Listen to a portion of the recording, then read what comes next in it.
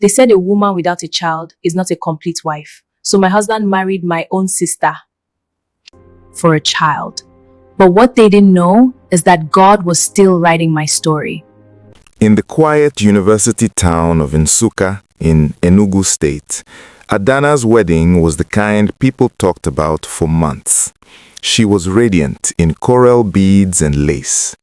Obinna stood tall beside her, educated, composed, admired. A senior lecturer at the University of Nigeria. The drums did not stop that day. The food flowed, the compound overflowed. Her mother whispered proudly, "You married well, my daughter." Adanna believed it. Obinna was gentle. He prayed with her every night. He held her hand when they walked. He called her Nguyem, my wife, with pride. For the first year, their home was soft with love. They planned baby names. They argued playfully over who the child would resemble. Life felt certain until the second year passed. Then the third, and the baby never came. At first, no one said anything. Then the whispers began. "When are we coming for a naming ceremony? Is everything all right?" Adanna would smile and nod. Inside, she had already started counting. Counting ovulation days, counting missed cycles, counting disappointment. Every month, she would lock herself in the bathroom with a test strip. Every month, the same single line. She began to dread the sight of white tiles. Obinna tried to act calm. "It will happen," he would say. But he stopped discussing baby names, and that silence began to feel heavy. They went for tests in Enugu. Blood tests, scans, hormone panels. Adanna lay still during the scan as the doctor frowned at the screen. Later, in the consultation room, the verdict fell gently, but it crushed loudly. Severe fibroids, blocked fallopian tubes. Natural conception will be extremely difficult. The room blurred. Adanna heard ringing in her ears. Obinna squeezed her hand, but his grip felt different, tighter, colder. On the drive home, he did not turn on the radio. He did not speak, and something invisible shifted between them. Obinna's mother began visiting more often. She stopped calling before coming. She would sit in the living room and sigh dramatically. "My only son." One evening, she said it directly. "I cannot die without holding my grandson." Adanna felt the words like hot oil. She wanted to say, "It's not my fault." But culture does not ask whose fault it is. It only asks for results. It happened on a Sunday afternoon. Uncles were invited, elders seated, palm wine placed on the table. Adanna knew it was not a normal visit. Her mother-in-law cleared her throat. "Our son must have an heir." The eldest uncle spoke slowly. "In our tradition, if a wife cannot bear children, another arrangement is made." Adanna's hands began to tremble. She looked at Obinna. He did not defend her. He did not interrupt. He only looked down, and that hurt more than the suggestion itself. 2 nights later, Obinna called her into the bedroom. "There is another way," he said quietly. Her chest tightened. "Your sister, Chioma." The name alone felt wrong. "She is young, strong. It could be temporary, just for a child." Adanna stared at him. "My sister?" she whispered. He did not meet her eyes. "It will keep the lineage intact." In that moment, something inside her cracked. Not loudly, but permanently. Chioma had always admired Obinna. She praised him too often, laughed too loudly at his jokes. When the proposal reached her, she did not scream, she did not refuse. Instead, she lowered her eyes modestly and said, If it will save my sister's home, I will sacrifice. But later that night, alone in her room, she smiled, because this was not sacrifice. This was opportunity, and she had been waiting. There was no loud celebration, but there was a ceremony, quick, cultural, final. Chioma moved into the house, into the guest room at first, then slowly she moved into spaces that used to belong to Adanna. The bigger wardrobe, the better kitchen shelf, the larger bedroom. Adanna was told gently, "It's just arrangement." But arrangement felt like displacement. The women laughed.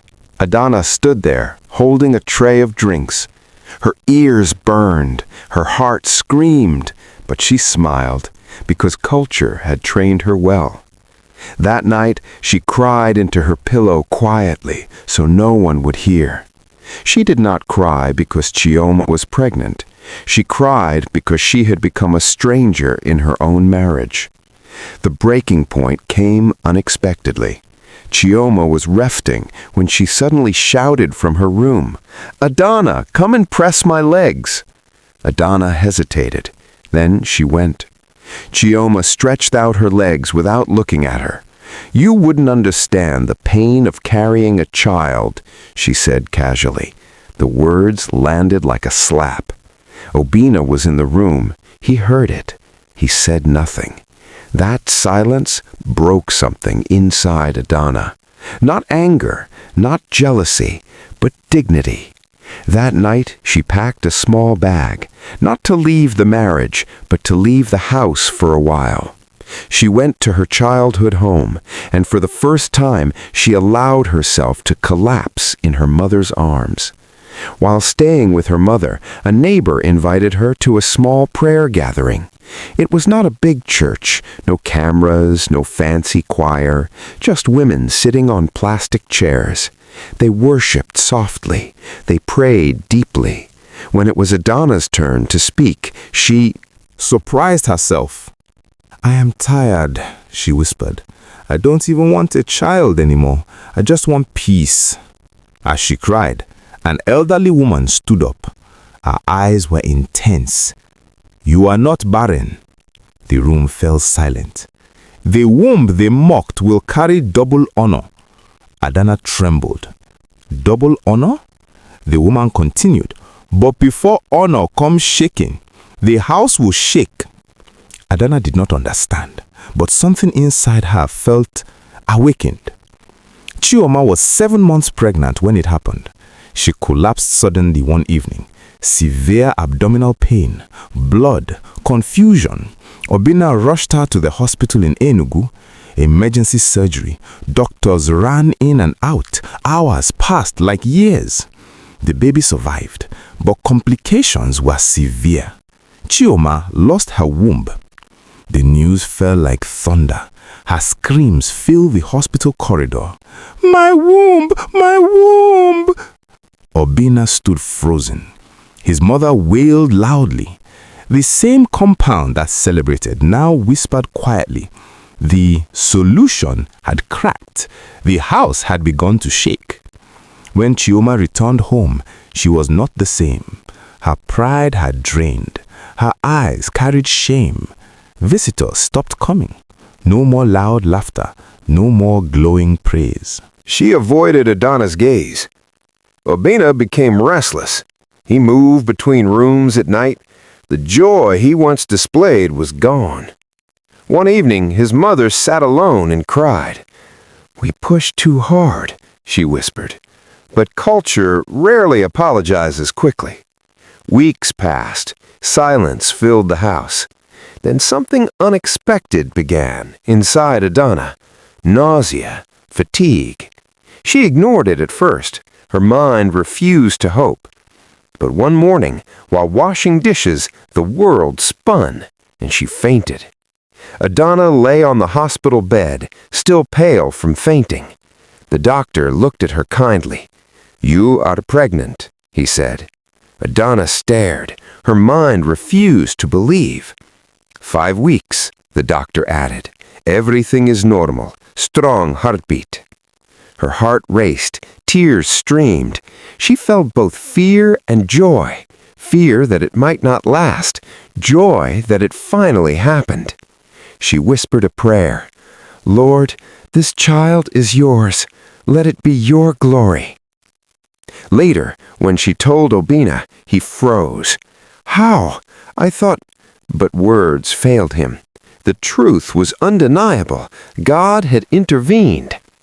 When the news spread in the compound, the reaction was immediate. Chioma's face turned pale. Her eyes widened. Her carefully built pride began to crumble. Impossible, she whispered. But the elders began to murmur. God is showing favor where it belongs. Obinna was torn. Shame and awe filled him. He could not hide the admiration in his eyes. Adanna, the wife he had tried to replace. The same house that had been full of mockery and laughter now felt like a courtroom of destiny. 9 months passed. The day arrived. Adanna went into labor during a heavy thunderstorm. The hospital was chaotic. Nurses rushed. Doctors shouted. And then a cry pierced the room. One baby, healthy, strong. Another cry followed. Twin boys. Double blessing, double honor. Obinna dropped to his knees, tears streaming. God, I was blind, he whispered. The prophecy of double honor was fulfilled. Even the doctors marveled. Twin birth after years of infertility, following the mother's complicated history. The twins became the talk of the town.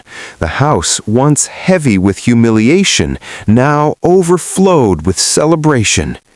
Chioma retreated silently. The sister who had plotted, who had tried to take what was never hers, now faced her own shattered pride.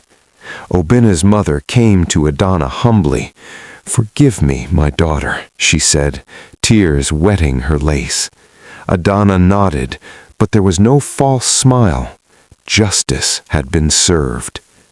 Obinna, once passive, knelt before her. "You are my life, my children, my everything. I was blind. I will never forget your strength." The house had been shaken, but it was rebuilt under Adanna's name. Years later, Adanna watched the twins run through the compound in Nsukka. The sun shone on their laughter. Their innocence filled every corner. She reflected on her journey. The betrayal, the humiliation, the despair. The sister who tried to steal her life. The husband who nearly abandoned her. And yet, here they were. Twins, healthy, loved, protected. Her heart swelled. People had doubted her. People had mocked her. But God had the final say. Her marriage, her life, her legacy restored. Not by manipulation, not by tradition, not by fear. By divine timing, by destiny. And Adanna finally whispered, smiling through tears, "Let everyone see. What belongs to you cannot be stolen. What is for you will always come." The twins ran to her arms, and for the first time in years, Adanna felt complete. And so, Adanna's story reminds us all that no matter the betrayals we face, no matter the pain that tries to steal our joy, destiny cannot be rewritten by anyone but God. She was mocked. She was humiliated. Her own sister tried to take what was hers. But in the end, honor, restoration, and blessings came, not by human effort, but by divine timing. And just like Adanna, your story is not over. Your blessings are coming. Your victory is waiting. All you have to do is hold on, trust, and never let anyone make you doubt your worth. If this story touched your heart, don't forget to like, comment, and share. Let us know in the comments how you would react if faced with a betrayal like Adanna's. And if you want more powerful, emotional African stories that will keep you on the edge of your seat, subscribe now and turn on notifications, because at The Gracious Voice, we bring truth, drama, and destiny into every story.